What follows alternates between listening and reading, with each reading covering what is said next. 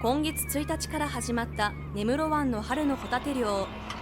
2019年から禁止されたロシア200海里内での鮭マス流し網漁に代わる漁としても行われていて、初日は4隻で去年を超える 32.3 トンを水揚げしました。昨年と比べて貝が非常に大きくて、ぶどまりもよく甘みも強いので、とてもいいホタテが取れました。刺身はもちろん甘みが強くて美味しいんですけども、貝を皿にして焼いて食べたり、そうすると、とても美味しいと思います。このホタテ漁は6月末まで行われる予定です。